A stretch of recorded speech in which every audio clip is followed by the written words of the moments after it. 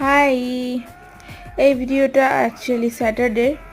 আর স্যাটারডেতে একদম সকালে উঠে এক্সারসাইজ করে নেওয়ার পরে বিট গাজরের জুস খেয়ে নেওয়ার পর স্নান টান করে স্কিনটা একটুখানি কেয়ার করার পরে দুপুরে আমি ভীষণ এক্সাইটেড ছিলাম, কারণ নরসিংহ মুভিটা দেখতে যাব মহা আবতার।